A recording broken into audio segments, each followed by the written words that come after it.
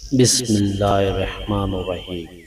صلی اللہ علی محمد صلی اللہ علیہ وسلم۔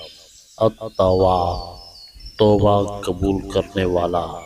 جو شخص چاشت کی نماز کے بعد اس اسم کو بکثرت پڑھے گا، اس کے سب کام درست ہوں گے اور توبہ کی توفیق نصیب ہوں گی۔